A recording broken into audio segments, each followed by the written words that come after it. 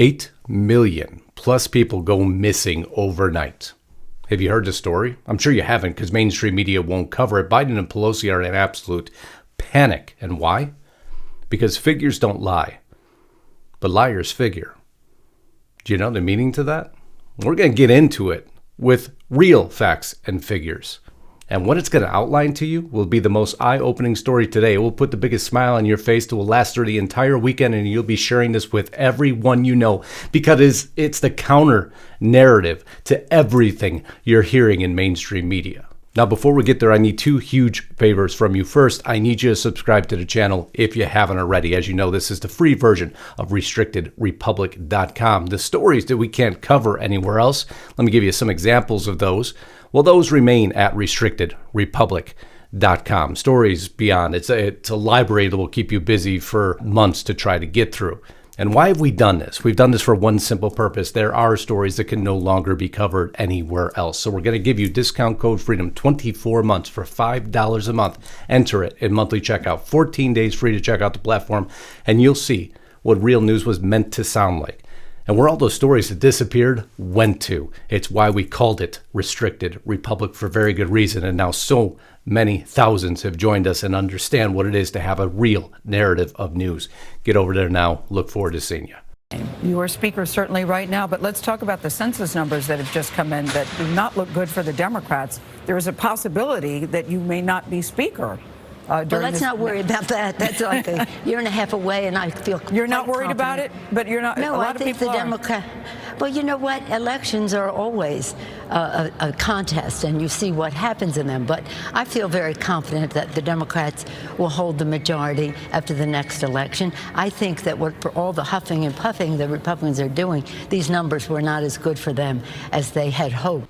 Those numbers weren't as good for them as they'd hoped. So I guess figures do lie, Nancy, and liars don't figure. I guess this is the math that the Democrats are doing because it would make perfect sense to those geniuses out there who know something that we don't. But you see, of course, that's not the truth because there's actual numbers out there that have now demolished that entire narrative. It's simply not true, and it's not what's happening. But mainstream media won't cover this. They don't want the narrative out. Now, my hats are going to go off to an article published by altmarket.us titled, Red States Are Fighting Back Against a Great Reset. I added the word great. What does this mean for the future? Well, what are they talking about? You see, 8.9 million people have disappeared, vanished from their home states, gone elsewhere. Now there's counter storylines all over about this. Of course, mainstream media is not covering a drop of it because it goes against everything they're telling you. It goes against everything from pandemic to politics. And I'm going to show you how it does that rather quickly. First, we're going to validate some facts. We're going to go here to the National Association of Realtors to validate 8.9 million people have now relocated. Why have they relocated is the real question. So Americans, where have they moved? Well, they've moved west and south in 2020, but what's more important, to what states have they moved? The darker blue color you see here are the states that picked up the most residents. And the yellow states are those that have lost the most. Now, you'll see very quickly there between New York and Illinois and California and New Jersey, well, those would be Democrat strongholds. It appears people may not believe in what's happening in those states, and we'll go through what portions of it they don't believe in. And they're relocating to Florida and Arizona and Montana, just to name very few, in great number, 8.9 million. That is no small number whatsoever. Now there's counter stories out there. Why are people leaving California? Immediate articles come out trying to defeat that information. Did pandemic really trigger mass exodus from California? Well, they state that no, the numbers and population haven't really changed, but they're not counting immigration. Because if it was not for immigration, California would have lost 2 congressional seats. Well, now you start to paint the picture a little bit clearer. Maybe hence why we have the issue we do at the border right now, and the Biden administration struggling, not even discussing it during his last address. Because when you have numbers like this, you can start to assume that you can make the appearance that nothing's changing in the state. Everything's perfectly fine. Everything's okay. Just look.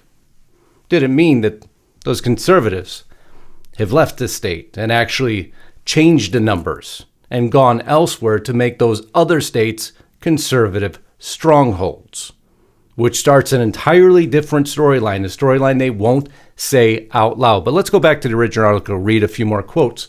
This leads some conservative groups to believe there is an invasion going on of liberal into red states. After looking at the data and meeting many people moving into his own area, the author of this article, I find the liberal invasion narrative to be fraudulent. Because it turns out that liberals, if they want to leave their city they're unhappy with, simply stay within the state and move to another city. No, it's the conservatives, or those who are now leaning conservative, that leave the state and go to a different one. The people who he says here moving across state lines today are mostly conservatives. They are congregating en masse in red states, and the effects have been dramatic. Oh, that's an understatement. Home prices have skyrocketed due to extreme demand. They can't find lumber. They can't find people to build their homes. There's so many going in because they're of like minds. They're buying raw land sight unseen simply to get away from the disaster they have. And why, you might ask? Many, many reasons. This stories they don't want you to cover. 52% support Senate filibuster to block tax increases. Wait, now I thought everybody wanted tax increases to pay for all these programs. Well, no, they actually don't. And maybe because they feel like they're being targeted. U.S. justice system to consider laws to address domestic terrorism if we knew what the definition of domestic terrorism was. So where are you going to go? Are you going to stay in the state that they're going to have a big target on, or are you going to leave the state to those who are like-minded so when the blank hits the fan, at least we can all look after one another? You see, that would be the wiser decision, and Americans, 8.9 million, are making that en masse. Now, of course, they're going to declare this battle on conservatism, this battle on DVEs, domestic violent extremists. But if you actually read the FBI testimony, granted, Jill Sanborn did a heck of a job on this, and she wrote up several things. First, she said DVEs pose an elevated threat of violence to the United States. They go back into the Capitol breach.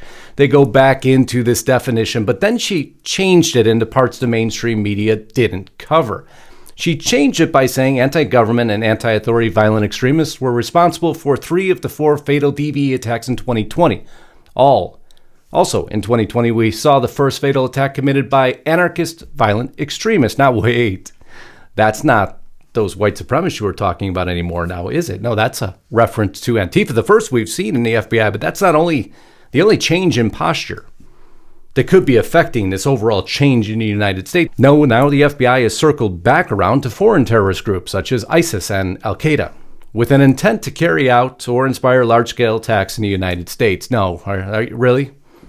You're no longer dropping that narrative. So is the administration suddenly losing now at least a little shred of support from the FBI, who understands, according to Sanborn, jihadists pose the greatest, most immediate international terrorism threat to the United States? Wow, that's a different storyline. Maybe it's because even Al-Qaeda isn't afraid of Biden. They are threatening him directly now. Al-Qaeda promises war on all fronts against America as Biden pulls out of Afghanistan. You see, it appears the policies across the board aren't resonating the way the Biden administration and the mainstream media would like you to believe. But wait, Justice, they're creating this beautiful structure underneath us, this welfare state underneath us, or as the Wall Street Journal, Biden's cradle-to-grave government. His latest $1.8 trillion plan rejects his old social contract of workers for benefits. I got to read this further. It's more accurate to call this the plan to make the middle class dependent on government from cradle to grave. The government will tell you sometime later, after you're hooked to the state, how it will force you to pay for it. Wait, now the Wall Street Journal has joined Restricted Republic finally. It just took them over 2 months to catch up. Real journalists, those who try to keep up with us. You see how it all circles back around? We told you it was going to be an attack on the middle class from the very beginning. This tax the rich scheme, well, that's never going to work. It hasn't in the past, and it's not going to work now. But now let's pull back to the state level. You know that's where I like to reside, and let's go and see what's happening. 1 million questions surround Greater Idaho proposal to split Oregon. California is going to also try to split. That's only one storyline. Virginia counties declare they won't abide by new gun laws, so they're not going to listen to Ralphie Northam. So the states are rebelling.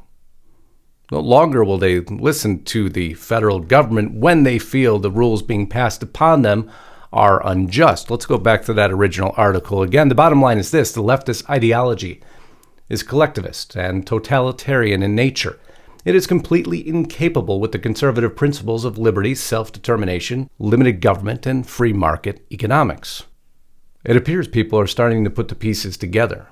When it comes out that the Open Society Foundation, the Ford Foundation, are the ones funding Black Lives Matter to the tune of $100 million, people start to get concerned, those who are living in the cities that now people are exiting. So it appears all these narratives are backfiring. And here's the 14 states right now with either bans, limitations, or green lights on vaccine passports. They're rebelling against what the federal government is attempting to pass down.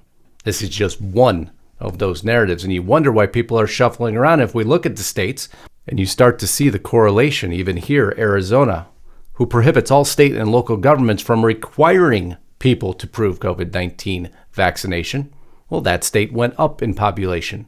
Florida, the same outcome. Illinois, however, Pritzker said he thinks a vaccination app would be useful. Well, people are leaving his state, even though he later said it doesn't appear that maybe we don't need to make it mandatory, because even they'll get nervous when they start losing their tax base and fall further in debt. Luckily now, a lot of people seem to be on the same page in terms of principles. Those I have met are all conservatives, and a majority of them are preppers. This is that original article. He's speaking with those people who have moved to his home state now. They moved here because they know what's coming, and they want to be surrounded by like-minded neighbors. So when the manure hits the fan, specifically, they do not want to be caught isolated in a blue state where passports and masks and lockdowns become a regular part of life for them and their children. They want to remain free. Well, isn't that a novel thought? You think you'd never hear that, right? Because mainstream media won't tell you that, because that demolishes everything. Every narrative they've been propagating, but here we find that for you. Now, if you think anybody else is fighting this global takeover, which it is, it's a global reset no matter how you look at it. Some have said that, oh no, Russia will fight back against it. No, actually, they're not. Russia's now mulling over the potential for a passport to let people with some immunity travel more easily. You see, everybody's crumbling, and it's why Americans are moving. It's why 8.9 million Americans just disappeared from their home states, because there's no government who's going to come to save us. It's simply not going to happen. Those are delusional fantasies, to say the very least. The bottom line is this: the red states are the only regions right now in the world even attempting to resist this narrative, even attempting to stand against it. It is truly the last bastion of hope. So do you want to be alone in that fight? Of course not. And people don't want to be alone in that fight. 8.9 million people don't want to be alone in that fight. So if you think this slim minority, this majority doesn't exist, that is the exact counter story to that thought process. I get a little bit overworked about some of this. So what could we do? Oh, there's some radical ideas. Those red states can simply just stop paying taxes. They could take back over the federal lands that the federal government now holds and again become a true state. Control their own borders. They can negate the EPA and all the BLM restrictions out there, simply saying, no, we're going to take back our state rights, and suddenly you'll move back to some position of sovereignty away from the federal government. And that makes some sense if you think about it. Just think about the price of lumber. And what if you just simply kept that lumber within your state and used your own state's lumber? Would the price de-escalate? It would. And it's how it should have worked from the beginning. That's why I hate the commerce laws. But what are they going to do to counter that? They're going to do some radical things. First, they're going to make it very difficult for us to travel. They're going to isolate those states. And we have to be prepared for that. They'll probably even shut down airline flights going to and from, make it more difficult to travel. You can fully expect that. They'll probably go for checkpoints also, making sure if you want to stay in your state, you're more than welcome to. But if you happen to share a border with a state that doesn't agree with you, good luck. And they'll use that, of course, with the narratives you see in your mainstream media headlines every day. Suddenly, that state's much worse with their outbreak, and you shouldn't go there. Of course, they'll also use federal agencies. They'll send those into conservative agencies to make life miserable. They'll probably even attempt to find some federal laws, as I showed you, that the Department of Justice is currently working on to enter those conservative states to make examples out of just a few members in the hopes that the masses will shift back to compliance. Boy, we've seen examples of that too, haven't we? Just take conservative media alone and you've seen examples of that. These are things we all have to be very aware of. You see, conservatives have been demonized for a long time. We've talked about how conservatives have been demonized for a long time, and there's very few people who are speaking out against that.